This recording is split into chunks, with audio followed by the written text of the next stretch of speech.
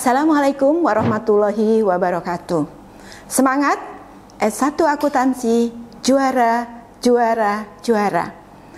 Selamat berjumpa kembali dalam Ujar, Umpam Mengajar. Saya Siti Hana, Akuntansi Universitas Pamulang, akan menemani Anda sekalian dalam mempelajari materi komunikasi bisnis pertemuan pertama. Materi ini akan disajikan sampai beberapa video ke depan, dan sampai dengan pertemuan 14, jadi jangan sampai terlewatkan. Pada pertemuan kali ini, materi utama yang akan kita pelajari adalah kepribadian manusia bagian pertama. Pembelajaran komunikasi bisnis dalam era modern dan digitalisasi ini sangat mendukung sahabat untuk dapat berinteraksi dan berkomunikasi secara efektif agar dapat terjalin relationship yang baik untuk mencapai tujuan pribadi atau perusahaan atau organisasi di mana sahabat berada. Semangat, semoga sahabat selalu sehat.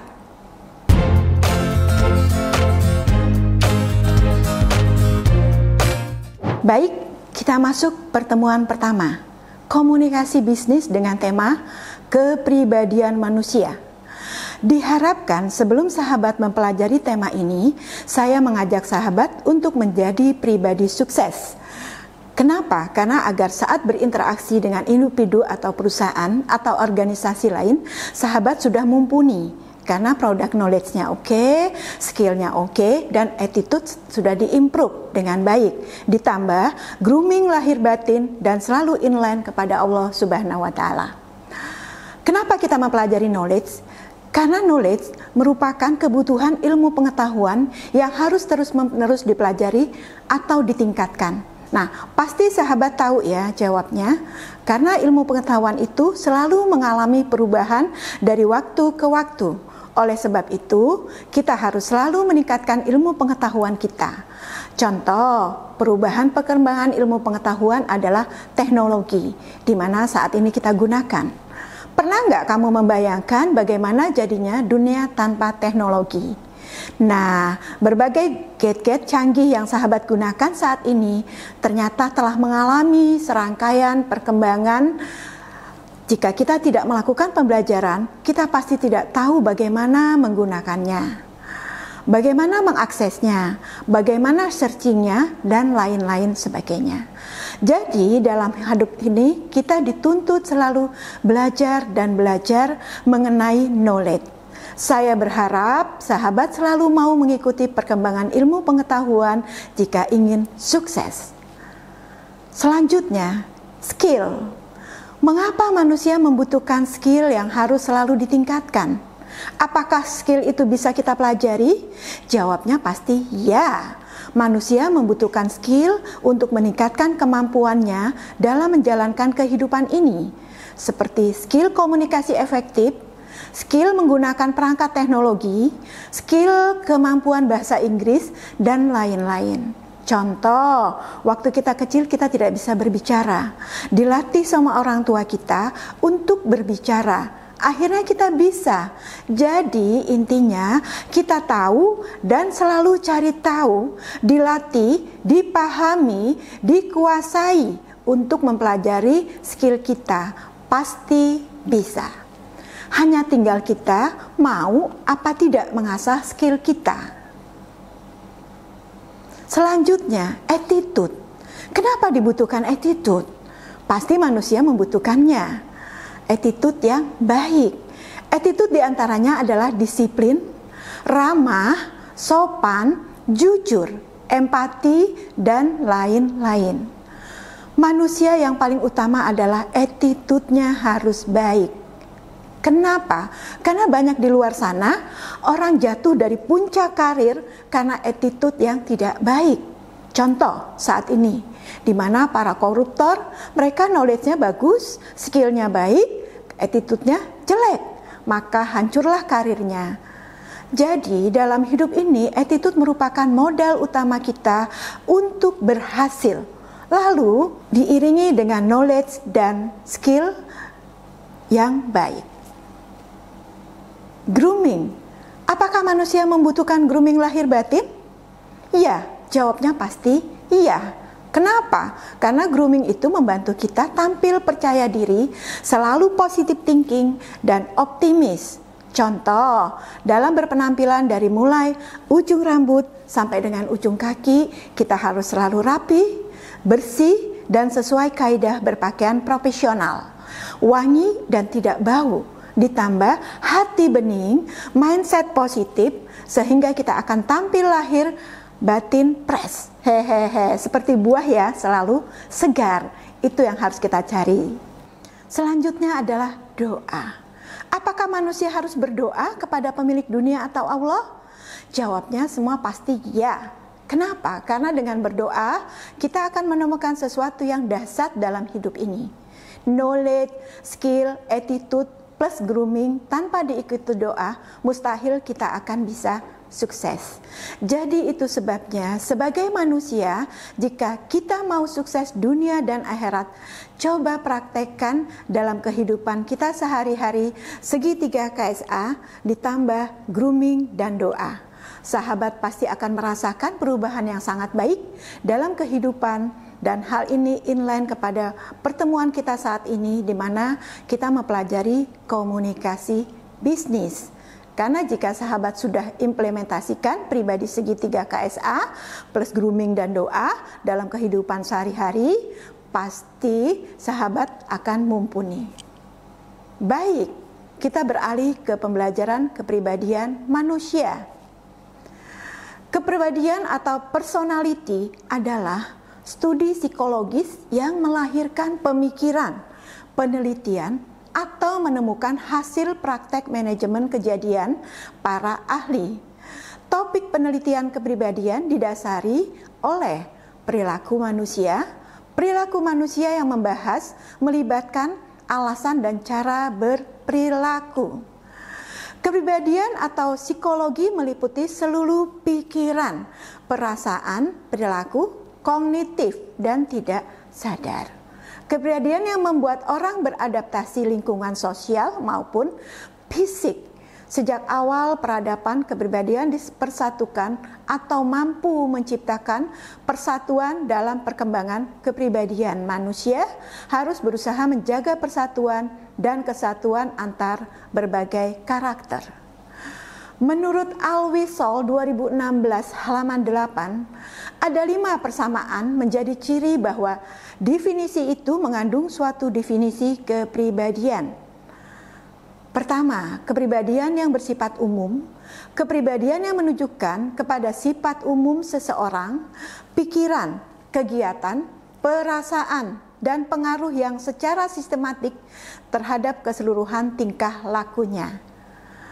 Kepribadian selanjutnya, kepribadian bersifat khas, di mana kepribadian dipakai untuk menjelaskan sifat individu yang membedakan dia dengan orang lain, semacam tanda tangan atau sidik jari psikologik. Bagaimana individu berbeda dengan orang lain? Selanjutnya, kepribadian berjangka lama. Nah, kepribadian digunakan untuk menggambarkan sifat individu yang tahan lama, tidak mudah berubah dalam hidupnya. Walaupun terjadi perubahan, biasanya bersifat bertahap atas perubahannya.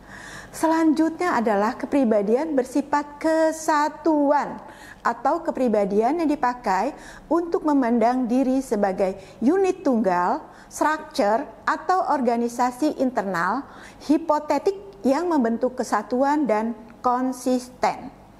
Kepribadian selanjutnya adalah kepribadian bisa berfungsi baik atau juga bisa berfungsi buruk.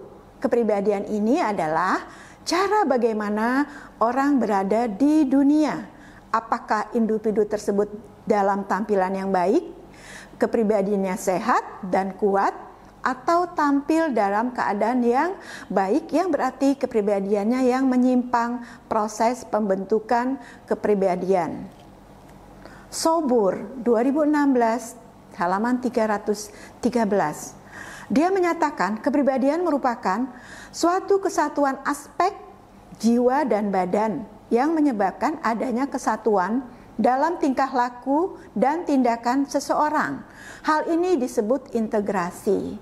Nah, integrasi dari pola-pola kepribadian yang dibentuk oleh seseorang, dan pembentukan pola kepribadian ini terjadi melalui proses interaksi dalam dirinya sendiri dengan pengaruh-pengaruh dari lingkungan luar.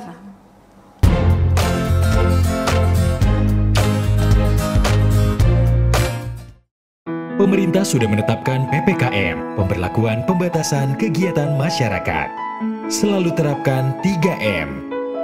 Tetap belajar dari rumah, bekerja dari rumah, dan belanja kebutuhan Anda dari rumah. Jika tidak mendesak, jangan keluar rumah. Hindari kontak dengan orang lain. Sayangi diri Anda dan keluarga. Hai Healthies, tahu gak sih kalau vaksinasi itu penting untuk mencegah penyebaran COVID-19? Oleh karena itu ada beberapa hal yang harus Anda tahu tentang vaksinasi. Segera vaksinasi jika sudah ada kesempatan mendapatkan vaksin COVID-19. Walau sudah divaksinasi, mari tetap pakai masker, cuci tangan pakai sabun, jaga jarak minimal 1 meter, hindari kerumunan, dan batasi mobilitas untuk melindungi diri dan orang lain.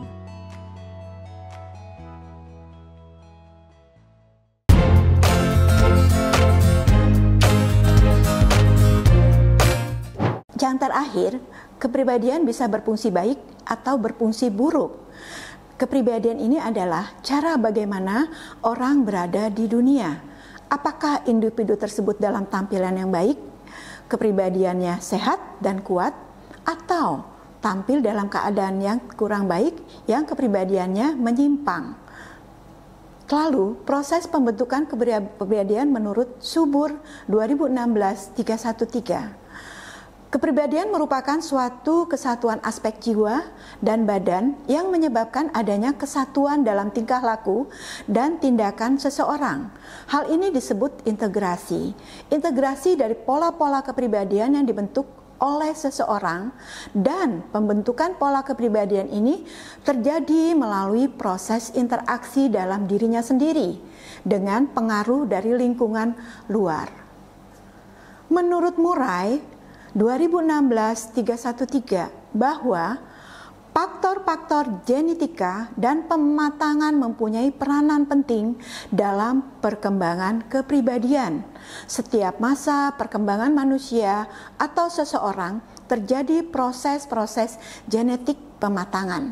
Selama masa pertama, yaitu masa kanak-kanak, adolescent, dan masa dewasa awal, komposisi struktural baru muncul dan menjadi bertambah banyak. Masa usia setengah baya ditandai oleh rekomposisi konservasif atas struktur dan fungsi yang telah muncul. Selama masa terakhir, masa usia lanjut, kapasitas untuk membentuk komposisi baru menjadi berkurang. Sebaliknya, atrofi dari bentuk dan fungsi yang ada menjadi meningkat. Dalam setiap periode terdapat banyak program, peristiwa, tingkah laku, dan pengalaman yang dikontrol secara genetis. Faktor-faktor yang mempengaruhi kepribadian menurut Sujanto 2004. Pribadi tumbuh atas 2 kekuatan, yaitu kekuatan dalam yang dibawa sejak lahir, berwujud benih, bibit, atau juga disebut kemampuan-kemampuan dasar. Ki Hajar Dewantara menyebut faktor dasar dan faktor dari luar, faktor lingkungan, atau yang oleh Ki Hajar Dewantara disebut faktor ajar. Faktor dari dalam, faktor pembawaan, ialah segala sesuatu yang telah dibawa sejak anak lahir, baik bersifat kejiwaan maupun bersifat jasmani. Kejiwaan antara lain pikiran, perasaan, kemauan fantasi, ingatan. Jasmani antara lain panjang, pendek, leher besar, susunan urat saraf, otot-otot, susunan dan keadaan tulang, dan lain-lain. Faktor dari luar atau faktor lingkungan ialah segala sesuatu yang ada di luar manusia, baik yang hidup maupun yang mati.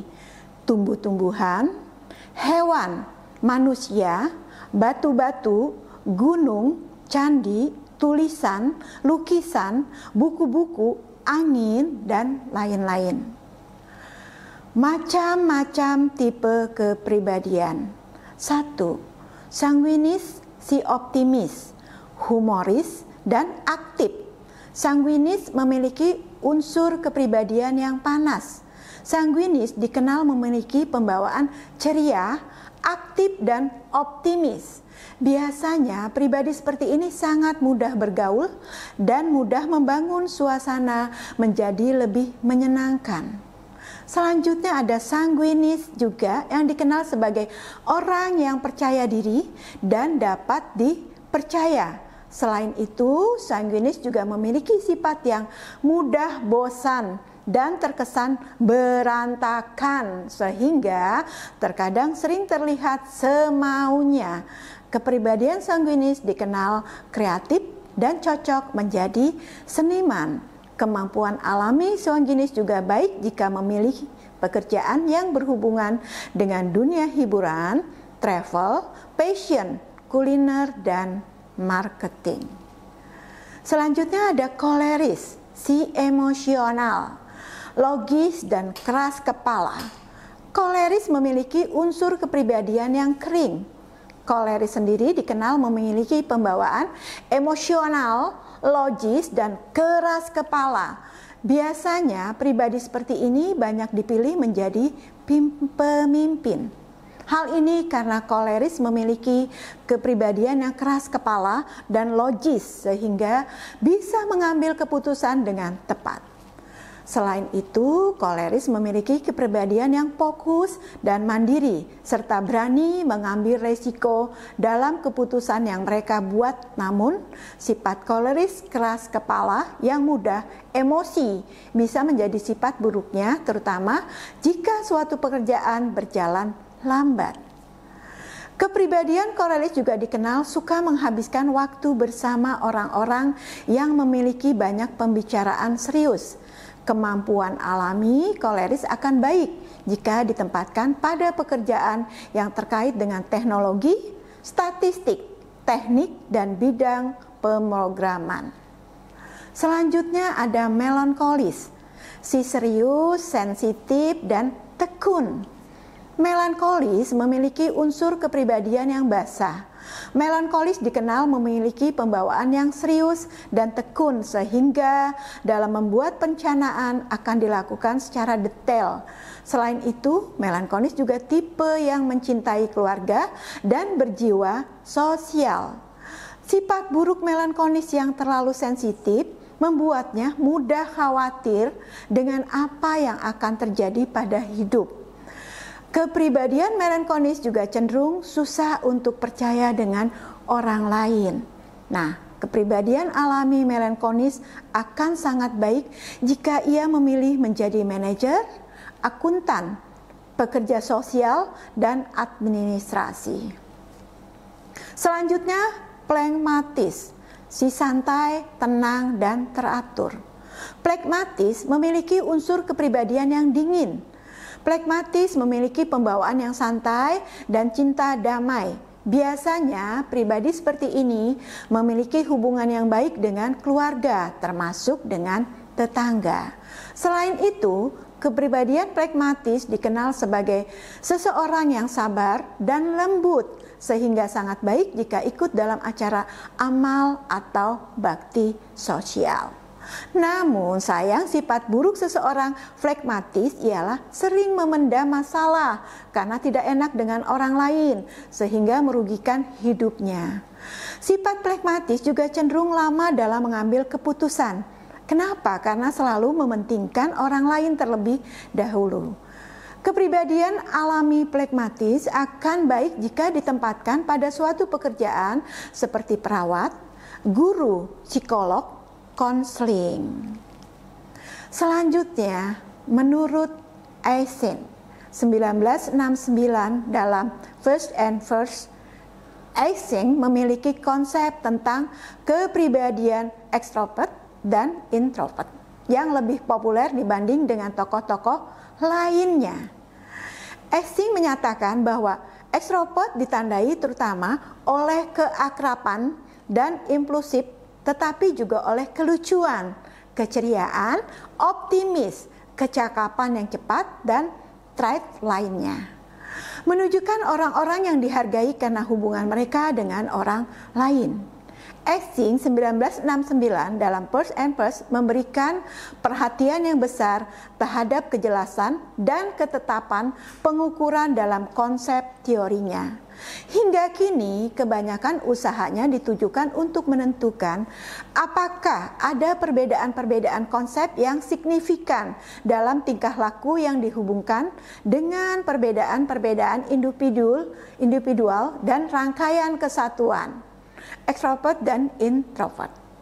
Eysenck memiliki konsep tentang kepribadian ekstrovert dan introvert yang lebih populer dibanding dengan tokoh-tokoh lainnya.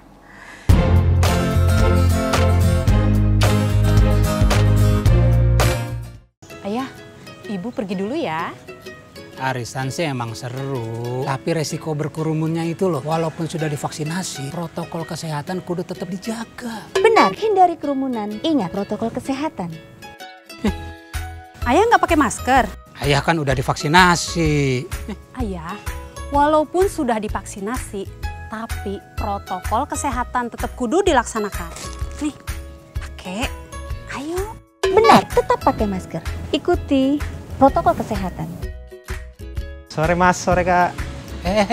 Cuci tangan dulu, ganti baju. Jangan sampai bawa virus dari luar kamu. Tuh, dengerin. Loh, Mas sama Kakak kan sudah divaksinasi. Walaupun sudah divaksinasi, tapi protokol kesehatan tetap kudu dilakukan. Benar, walau sudah vaksinasi, protokol kesehatan harus tetap dilaksanakan agar Anda dan saya tetap terlindungi. Tetap disiplin dengan protokol kesehatan 5M.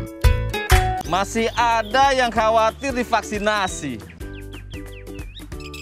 Iya Pak kata orang-orang kalau habis divaksinasi suka demam, kemerahan, bengkak di tangan nih. Tapi itu kan cuma sementara Pak, nanti juga hilang sendiri. Emangnya sampean udah divaksinasi? Nah, masih takut sama efek samping? Jangan khawatir, umumnya setelah vaksinasi akan timbul reaksi, itu merupakan hal yang wajar. Namun biasanya bersifat ringan dan sementara. Setelah vaksinasi, jika terjadi nyeri, bengkak, atau kemerahan di tempat suntikan, kompres dengan air dingin. Jika demam, kompres atau mandi dengan air hangat. Perbanyak minum air putih dan istirahat. Serta minum obat sesuai anjuran. Laporkan semua reaksi atau keluhan yang dialami setelah vaksinasi ke nomor yang tertera di kartu vaksinasi. Ayo divaksinasi, tak perlu khawatir, vaksin yang digunakan aman dan berkualitas.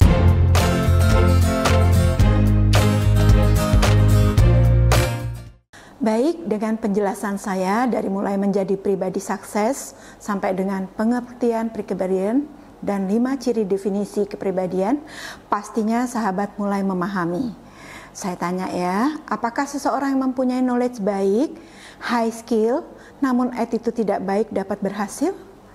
Pasti sahabat sudah tahu jawabannya, bahwa banyak orang pintar, knowledge dan skillnya baik, tapi tetap masuk penjara karena mempunyai attitude yang tidak baik. Contoh koruptor yang akhir-akhir ini marak kita dengar beritanya. Selanjutnya, apakah pengertian kepribadian, personality yang seringkali kita dengar orang mengungkapkan? Lalu, bagaimana proses pembentukan kepribadian? Sebutkan macam-macam tipe kepribadian. Pasti jawabnya sudah tahu ya, seperti paparan tadi yang kami sampaikan.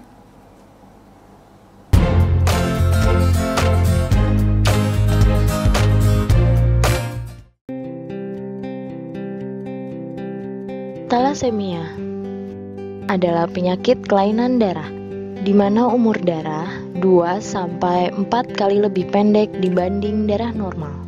Penyebabnya karena hemoglobin tidak terbentuk dengan sempurna, sehingga sel darah merah menjadi mudah rusak dan penderita mengalami kekurangan darah. Akibatnya, penderita harus mendapat transfusi darah secara rutin selama seumur hidup. Jika satu orang bisa donor darah kantong dalam 1 tahun, setidaknya dibutuhkan 12 orang untuk mencukupi kebutuhan darah penderita talasemia selama 1 tahun. Faktanya, setiap 250 ml darah yang ditransfusikan akan membawa sekitar 250 mg zat besi, sedangkan untuk kebutuhan normal tubuh hanya 1-2 mg per hari. Akibatnya, terjadi penumpukan zat besi dalam tubuh dan bisa menyebabkan gagal jantung, pembekakan hati, dan limfa.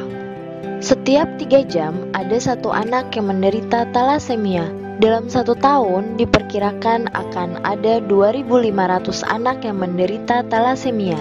Angka ini akan terus bertambah setiap tahunnya. Diperkirakan tahun 2020 nanti lebih dari 20.000 anak Indonesia menderita talasemia. Ini 2 kali lipat dari jumlah kelahiran bayi di Indonesia setiap hari, atau hampir 4 kali lipat dari jumlah penderita talasemia saat ini. Talasemia terbagi menjadi 2, talasemia mayor dan talasemia minor. Talasemia mayor adalah orang yang menderita penyakit talasemia, sedangkan talasemia minor hanya sebagai pembawa gen talasemia dengan gejala anemia ringan, sehingga mereka tidak perlu pengobatan talasemia. Secara fisik, pembawa talasemia tidak dapat dibedakan dengan manusia yang memiliki sel darah normal. Mereka bisa bekerja, menikah, dan melakukan aktivitas lainnya, bahkan mampu mendonorkan darah. Talasemia bisa dicegah dengan cara menghindari pernikahan sesama pembawa talasemia. Bagaimana cara mendeteksinya? Satu-satunya jalan adalah dengan screening darah untuk mengetahui apakah normal atau pembawa talasemia. Bagaimana mekanisme penurunannya? Talasemia diturunkan dari orang tua kepada anaknya. Jika sesama talasemia mayor menikah, mereka akan melahirkan 100% anak talasemia mayor. Jika talasemia mayor menikah dengan pembawa talasemia, maka akan melahirkan 50% anak talasemia mayor. Jika sesama pembawa talasemia menikah, maka akan melahirkan 25% anak talasemia mayor. Akan tetapi, jika pembawa talasemia menikah dengan pasangan normal, maka tidak akan melahirkan anak talasemia mayor. Begitu juga jika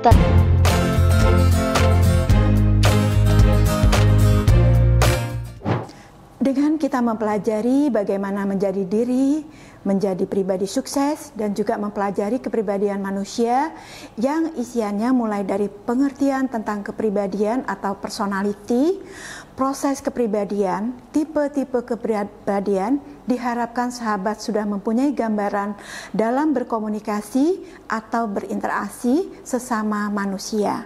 Sehingga diharapkan komunikasi bisnis sahabat dengan mitra, pelanggan, pemasok, pemerintahan akan lebih efisien dan efektif. Sehingga tujuan komunikasi tercapai dan target individu, bisnis atau organisasi terlampaui yang pada akhirnya memberikan keuntungan bagi sahabat, pribadi, perusahaan, atau organisasi. Dengan semangat kita akan menemukan jalannya sendiri untuk mencapai cita. Demikian paparan dari saya, semoga bermanfaat untuk sahabat. Sampai jumpa pada pembelajaran berikutnya. S1 Akuntansi, juara, juara, juara. Salam ujar, umpam mengajar.